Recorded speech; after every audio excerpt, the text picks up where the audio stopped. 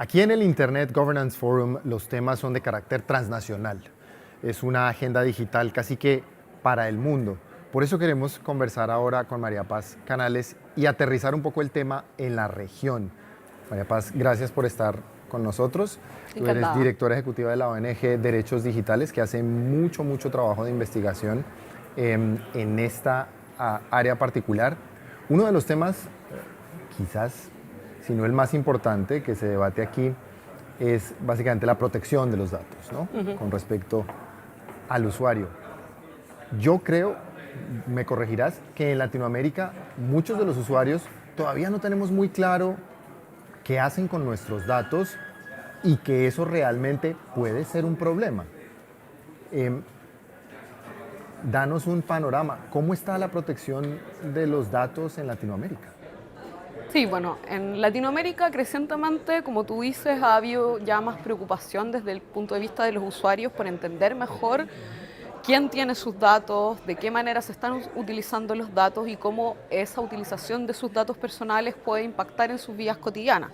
Y esto ha ido de la mano con que en América Latina ha habido una evolución que no ha sido alineada en términos de cómo ha avanzado la penetración de la tecnología versus cómo se han puesto al día las legislaciones a nivel local en América Latina. Porque claro, las tecnologías se han vuelto muy populares y hoy día la mayoría de la población tiene algún nivel de acceso a interactuar con tecnología, ya sea a través de los teléfonos inteligentes, el acceso a Internet, el fenómeno de las redes sociales en general. Y eso hace que la gente entonces entienda que hay mucha tecnología que cumple un rol importante en su vida y esa tecnología básicamente se nutre, el combustible de alguna manera que hace funcionar esa tecnología son los datos personales. Y no solamente en el mundo, digamos, privado, por decirlo de alguna manera, de las empresas que ofrecen estas aplicaciones o esta tecnología, sino que también porque los gobiernos en Latinoamérica han avanzado fuertemente en generar la digitalización de sus servicios. Y ahí está la otra fuente en donde se ha recopilado masivamente la información de los ciudadanos, o sea, ha pasado a bases de datos que muchas veces son utilizadas aplicándole encima, digamos, de esa recopilación de datos, tecnología de inteligencia artificial o de procesamiento automatizado de datos, bases de datos que existían con anterioridad, pero que en el fondo a través de esta optimización por el uso de la tecnología los estados buscan utilizar esa información para poder llegar a los ciudadanos de una manera más eficiente. Ese es como el objetivo inicial declarado para la implementación de esta tecnología. Pero luego vemos que parte de la preocupación de la ciudadanía, porque a veces estas buenas intenciones, cuando no van acompañadas de un marco regulatorio que especifique quién recolecta los datos, con qué finalidades puede utilizar esos datos, cómo se obtiene el consentimiento de las personas para esas utilizaciones, cuáles son las condiciones de seguridad con las que se almacenan esos datos. Cuando todo eso no está bien delineado y regulado en la normativa, que es el caso en América Latina, surgen muchas dudas y estas buenas intenciones, digamos, pueden llevar a resultados no deseados y resultados que en definitiva son negativos para la población. Ese es un debate muy interesante. ¿Cómo balancear el buen uso, que muy seguramente muchas aplicaciones le dan a los datos de las personas, con los riesgos que eso trae? ¿En qué se diferencia, por ejemplo, pensando en Europa, ese uso? Es decir, ¿existe ese debate también en otras partes del mundo sobre si cuántos datos estamos dispuestos a dar versus la mejoría de situaciones difíciles, digamos, tangibles, sobre todo en América Latina, con N problemas que tenemos en donde lo digital realmente puede ayudarnos? ¿Cómo ves tú eso? Claro, lo que pasa es que eso que tú planteas es la mirada ya más actualizada, digamos, de cómo se está mirando el tema de los datos personales y el poder que tienen los datos en general. Porque una primera mirada inicial que partió desde los años 70 aquí en Europa y que pasó a América Latina en los años 90 a través de las primeras regulaciones de protección de datos personales, era un enfoque de alguna manera como individualista y comercial de la protección de datos personales. ¿Por qué digo individualista? Porque en el fondo miraba específicamente a regulaciones que protegiera a los individuos titulares de esos datos personales respecto del abuso en la utilización de esos datos, ya fuera por agentes privados o públicos. Y en eso, digamos, la normativa que es como la campeona a nivel mundial y que marca de alguna manera el estándar de buenas prácticas es el Reglamento General de Protección de Datos Personales de la Unión Europea, que entró en vigencia el año pasado. Y en general la historia de América Latina ha sido que las regulaciones que existen hoy en día, como digo, en América Latina, en los diferentes países que datan más o menos de finales de los 90 o principios de los 2000,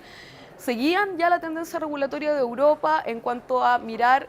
derechos individuales de los usuarios, de los titulares de los datos, para poder en el fondo requerir información acerca de qué determinados datos estaban en poder de un agente privado, del Estado, y cuáles son las utilizaciones que se estaban haciendo. Pero eso todo es una mirada individual. Lo que tú estás planteando en tu pregunta, en el fondo, apunta también a mirar cuáles son los impactos más colectivos de la recopilación de los datos. No solamente que haya transparencia para mí, como María Paz Canales, qué empresa tiene mis datos y para qué los usa, o qué agencia del gobierno tiene mis datos y para qué los usa, sino cómo, en el fondo, los datos hoy en día, como ese combustible tanto de la economía digital como de una mayor eficiencia desde el punto de vista público, son datos que tienen que ser mirados no solamente desde la perspectiva de la protección de datos, sino que también de cómo pueden ser facilitadores o pueden poner un obstáculo en el ejercicio de los derechos económicos, sociales y culturales. Entonces ahí rotamos desde una mirada que es netamente individual, en el impacto individual que tiene los datos personales y el acceso a los datos personales y el daño que se puede producir al nivel de un individuo,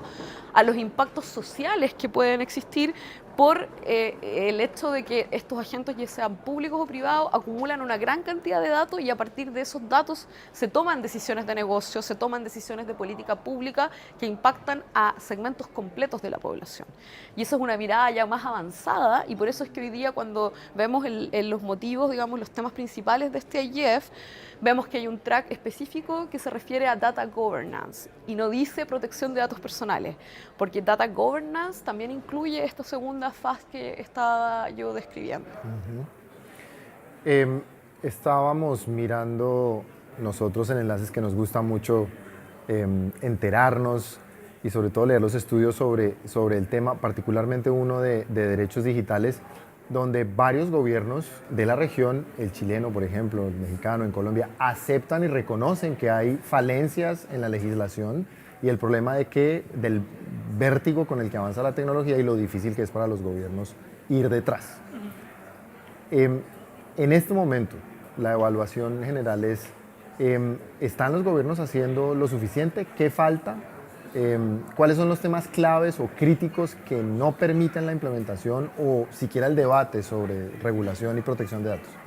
Bueno, la primera pregunta, la respuesta es simple. ¿Están haciendo lo suficiente? No, no están haciendo lo suficiente. Como yo mencionaba, varios de los países en América Latina tienen algún tipo de regulación en tema de protección de datos personales que data, como decía, de finales de los 90 o de principios de los años 2000. Pero que en general venían como en una ola anterior, venían siguiendo, por ejemplo, lo que había sido el desarrollo legislativo en Europa, pero también de esos años, digamos, o sea, hasta 20 años retrasada en lo que hoy día, por ejemplo, rige hoy día en Europa, que es el estándar, como yo mencionaba antes, más protector a nivel internacional. Entonces, varios de los países hoy día están en procesos en donde se están debatiendo reformas legislativas, es el caso en Argentina, es el caso en Chile. Otros países que con anterioridad carecían absolutamente de legislación en temas de protección de datos personales y que el año pasado o este año por primera vez se pronunciaron acerca de la aprobación de leyes, como es el caso de Panamá o de Brasil, también siguen estando con problemas porque aunque ellos tenían la oportunidad de mirar los más altos estándares que ya se habían desarrollado en otros países y en otras regiones como Europa, si la normativa de protección de datos personales no va acompañada también con una posibilidad de crear autoridades que tengan la capacidad y los recursos de poder fiscalizar el adecuado cumplimiento de la normativa, las normativas que pueden estar muy bien intencionadas y ser muy adecuadas, al final del día quedan como letra muerta porque no hay una posibilidad de darle un seguimiento a su cumplimiento.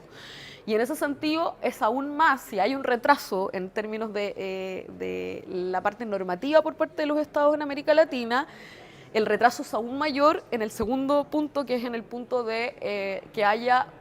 organismos que tengan la independencia y la capacidad suficiente para poder fiscalizar el efectivo cumplimiento de esa normativa. Y ahí hay dos naturalezas de problemas que se dan dependiendo de los países. Hay países en donde esas autoridades existen,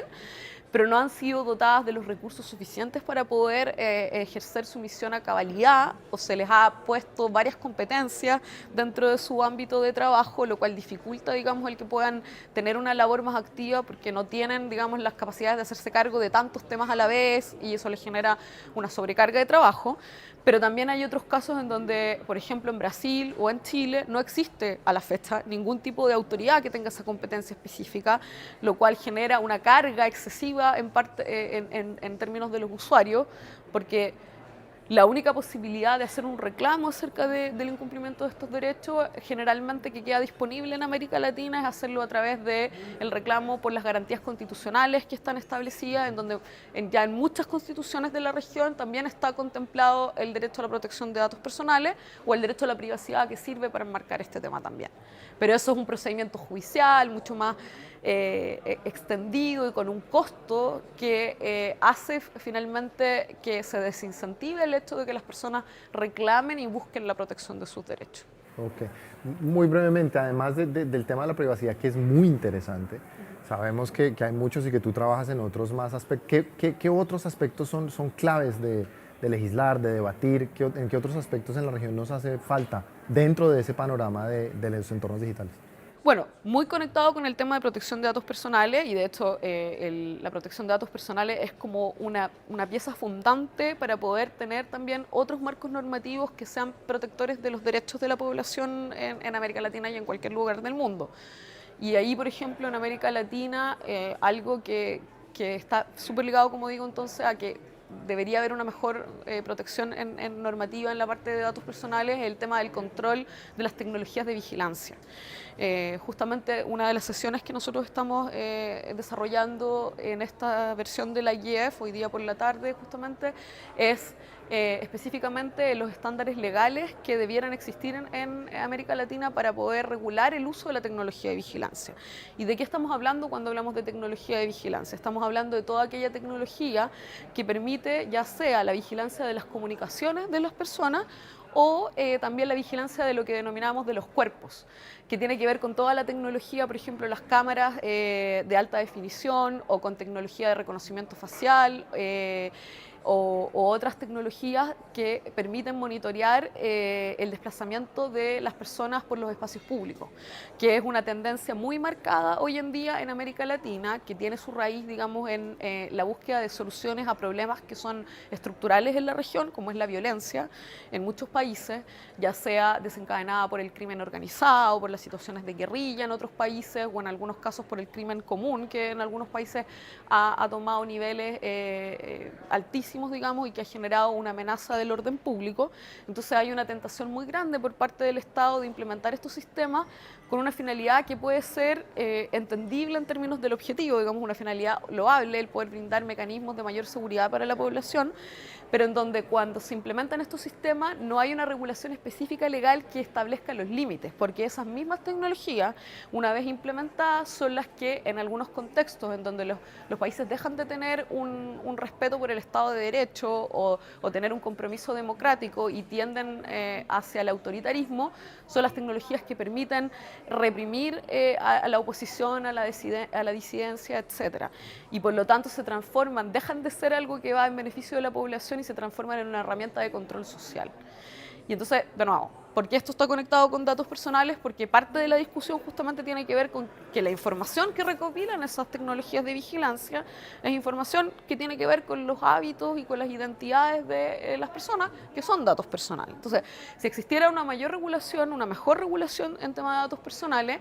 podría haber una herramienta para combatir esto, pero no lo hay. Y adicionalmente tampoco hay una normativa que controle y que fije reglas claras acerca de cuándo los estados pueden hacer uso de esta tecnología de vigilancia y con qué límite. Cuáles, por ejemplo, son las condiciones de seguridad del almacenamiento de estos datos. ¿Quiénes acceden a ello? ¿Puede acceder cualquiera dentro de la administración del Estado o son específicas agencias? ¿Con qué finalidad pueden ser utilizados? ¿Para la persecución criminal? ¿O simplemente, por ejemplo, en Chile vimos casos en el tiempo reciente en donde algunos municipios instalaban estas tecnologías y el jefe comunal, el alcalde, se dedicaba a hacer shaming de personas en sus redes sociales? subía las fotos y las imágenes obtenidas con esta tecnología, que eran drones, que más encima los drones tienen esta condición de ubicuidad, en donde las personas ni siquiera tienen conciencia de que están siendo filmadas, con estas tecnologías de alta capacidad resolutiva, digamos, en la imagen para identificar. En algunos casos también cámaras con reconocimiento facial, y esas imágenes no eran utilizadas con el fin de combatir el crimen, que era la finalidad que se anunciaba cuando se implementaba el sistema, sino que simplemente él ponía, no sé, un muchacho en un parque enrollando un cigarrillo y le imputaba que era una persona que estaba consumiendo drogas o traficando drogas, cuando evidentemente esa imagen no era suficiente, no está en el contexto de debido proceso y está siendo mal utilizada porque no es dentro de un procedimiento penal. Entonces, ese es el tipo de casos concretos que pueden ilustrar a lo que podemos llegar si es que este tipo de tecnología no son reguladas y controladas de una manera más precisa para fijar los límites y así ver que efectivamente ellas pueden ser utilizadas con finalidades que sean en beneficio de la sociedad y no, digamos, generar mayor discriminación y violación de derechos. Muchas gracias, María Paz, por compartir este debate tan interesante.